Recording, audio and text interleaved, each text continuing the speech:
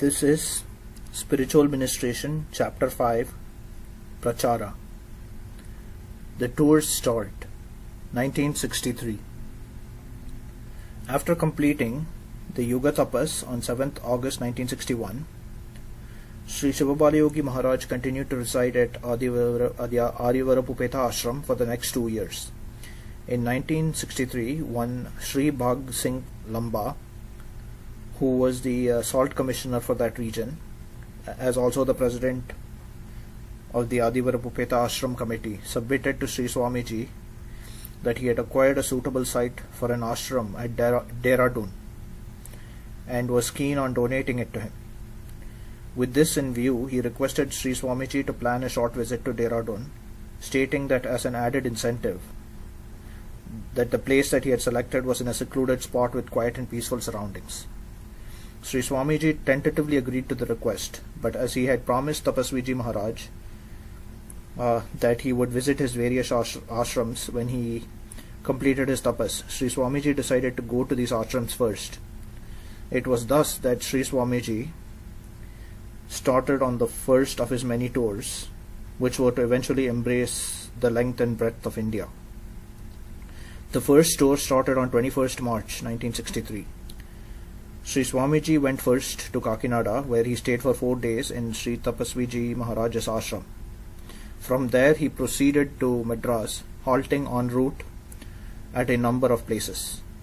At Madras, Sri Swamiji stayed at the Padmanabha temple at Adyar and gave public darshan for 3 days. From Madras, Sri Swamiji proceeded to Sri Tapaswiji Maharaj's ashram located in the Nandi Hills. After staying for approximately 19 days at this ashram, Sri Swamiji came to Dodaballapura, where he opened a small branch ashram of the Sri Sivabalayogi Maharaj Trust. He stayed at this ashram for 45 days. During this period, a large number of visitors came from Bangalore for the darshan of Sri Swamiji. Among these visitors was one Sri Kaseti Srinivasalu, proprietor of the Sita Lakshmi Hall, who made repeated requests to Sri Swamiji to come to Bangalore and open an ashram there. Sri Swamiji agreed to this request, and so Sri K. Srinivasalu donated an acre of land for the proposed ashram on the Bannerghatta road and had an ashram building constructed on this land. This ashram was opened by Sri Swamiji on 7th August 1963. After opening the Bangalore ashram, Sri Swamiji decided to stay on for a few days. The fame of Sri Swamiji spread rapidly in Bangalore, both by word of mouth and through the local press, and people began coming to the new ashram in large numbers. This soon attracted the notice and envy of some of the older ashrams in and around the city of Bangalore, particularly for the reason that their own adherents started flocking to the new ashram at Bannerghatta road, as a result of which attendance at these ashrams dropped down sharply. In order to counter this trend, they at first tried to spread slanderous lies about Sri Swamiji and about the activities of his ashram, but this only served to further advertise Swami's ashram. Many who had not heard earlier about Sri Swamiji learned about him from the propaganda being done against him, and so, merely impelled by curiosity, they went to see the new Swami. They were so impressed by what they saw that they eventually stayed on and to become devotees.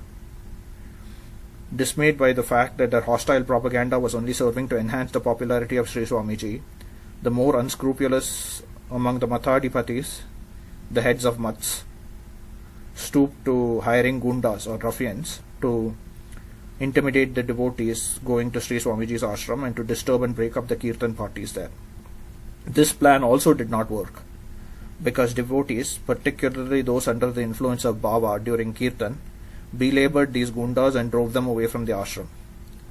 When all their nefarious designs were thus frustrated, these Mathadipatis, in desperation, hired a band of notorious gundas to beat up the inmates of the ashram, including Sri Swamiji himself. As Sri Swamiji remained immersed in samadhi most of the time, he was usually unaware and indifferent to what went on around him.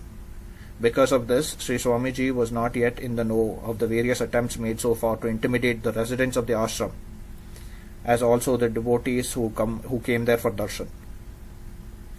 However, when matters started taking an ugly turn, some of the devotees who had accompanied Sri Swamiji from Adivarapupeta had no alternative but to apprise him of what was happening.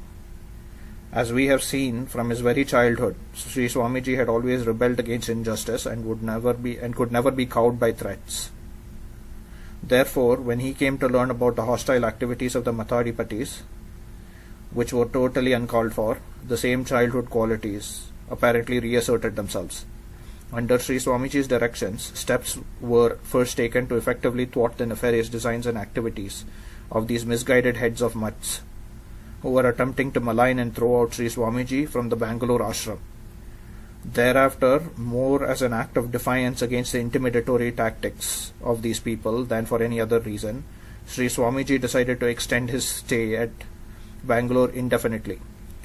It was thus that circumstances contrived to make the Bangalore ashram the chief centre and base of Sri Swamiji's future activities. The second tour, 1965. When Sri Swamiji started for his tour on 21st March 1963, the plan originally had been to go to Dehradun after visiting Sri Tapaswiji Maharaj's ashrams, but this tour had to be prematurely terminated at Bangalore for the reasons mentioned above. Sri Swamiji continued to reside at Bangalore for the next 1.5 years. Eventually, in 1965, Sri Swamiji went to Adivarapupeta for the Shivaratri celebrations, and from there left for Dehradun. Travelling via Vijayawada, Bombay and Delhi, Sri Swamiji reached Dehradun in May 1965. Here he was put up at the garden cottage of Sri B.S. Lamba, located in Mokampur, on the Dehradun to Haridwar road. It was during his stay at this cottage, Sri Swamiji was invited to visit Anandamayi Ma's ashram located on Rajpur Road, Dehradun. Maharani Kailash Kumari Devi of Patna in Orissa was a regular visitor to Anandamayi Ma's ashram. When Sri Swamiji came there, she had darshan of Sri Swamiji and at once recognized his spiritual eminence. The very next day, the Maharani Sahiba came for his darshan at the Mokampur cottage. She took Dhyana Diksha from Sri Swamiji and from that day became one of his most ardent and devoted disciples. In fact, Maharani Sahiba, her husband, the late Maharaj Rajendra Narayan Singh Deo, and through them the rest of their family, became preeminent devotees of Sri Swamiji. Maharani Sahiba entreated Sri Swamiji to spend a few days at her residence on Rajpur Road, and so toward the end of July 1965, Sri Swamiji came and spent a few days at the Maharani Sahiba's residence at 180C Rajpur Road. This house was eventually converted into an ashram, and after extensive additions and renovations, and donated to Sri Swamiji by Maharani Kailash Kumari Devi on the Mahashivaratri day of 1972, 13th February. Further tapas. At the time of completion of the Yuga tapas, Shankar Bhagavan had told Sri Swamiji that he would make him sit in tapas from time to time as required. Accordingly, on 24 July 1968, the Divine Guru appeared before Sri Swamiji and told him to do tapas for 1 year, commencing from 7th August 1968. As directed by his Guru, Sri Swamiji sat for tapas at the Bannerghatta Road Ashram in Bangalore. His room was locked and no darshan was permitted during this 1 year period. However, kirtan and other activities continued in the outer precincts of the ashram. After exactly 1 year, i.e. 7th August 1969, the door of the tapas room was unlocked by the late Maharaja Rajendra Narayan Singh Deo, then Chief Minister of Orissa. There was a radiant and perceptible glow on Sri Swamiji's face as he emerged from the tapas room and stood on a high platform to bless the vast multitude of people who had gathered on that occasion for his darshan. That apart, Sri Swamiji undertook a 40-day tapas, each during the Indo-Pak War of 1965 and the Indo-Pak War of 1971. The tapas on both these occasions was undertaken for Desh Raksha, or protection of the motherland, and for the early re-establishment of peace. The victories won by India on both these wars and the early termination of the conflict on both these occasions testify to the efficacy of the blessings bestowed by Sri Swamiji through his tapas. Mother Parvatamma. The unswerving and devoted service rendered by Mother Parvatamma during the 12 long and difficult years of Sri Swamiji's tapas have already been recounted. Ever since she had the darshan of the Trimurti, she ceased to regard Sri Swamiji as her son. She recognized him as a Mahatma and paid him all the regard and reverence due to a saint. Therefore, it can be said with justification that Mother Parvatamma was the first of Sri Swamiji's disciples and the foremost Bhagavat or devotee among the Bhagavats. When Sri Swamiji shifted his center of activities from Adivarapupeta to Bangalore, Mother Parvatamma also joined him there. Though she was staying in a separate house located at some distance from the ashram, she nevertheless supervised the entire running of the ashram, particularly the care and comfort of Sri Swamiji. By virtue of being Sri Swamiji's mother, she was naturally placed on a high pedestal by the devotees and given all the reverence and regard due to her. But all this adulation did not affect her in the least. She continued to be the simple, unsophisticated, motherly lady she had always been. Her motherly love embraced all who came to her, and remembering her own days of poverty and want, she had a particularly soft corner for the poor and destitute.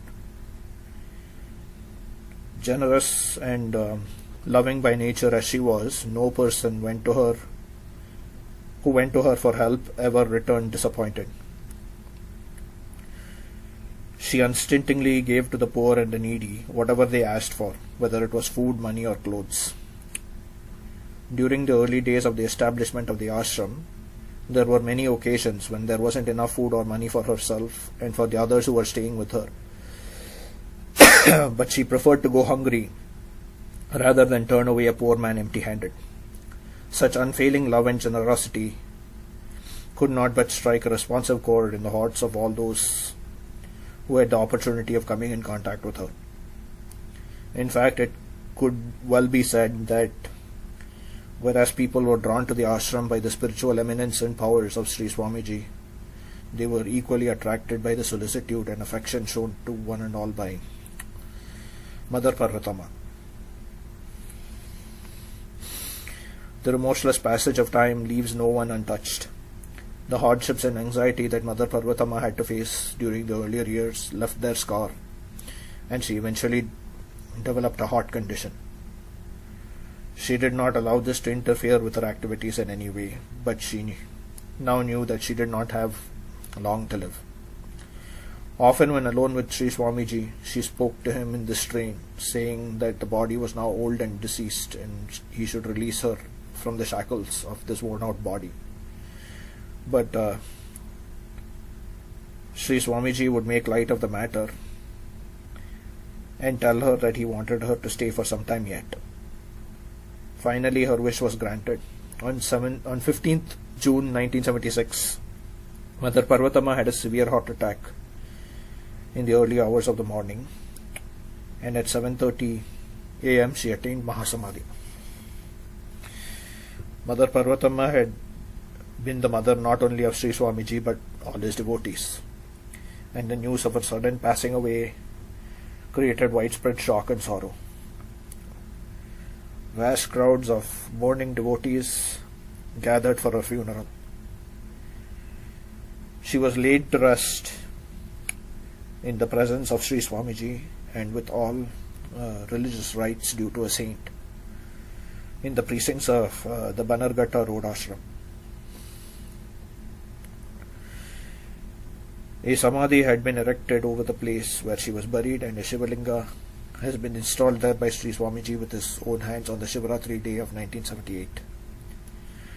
The samadhi has thus become a shrine to the mother who so lovingly, selflessly and devotedly served Sri Swamiji and later also his disciples. Side note, Mahasamadhi means great Samadhi. This term is used to indicate the passing away of a saint.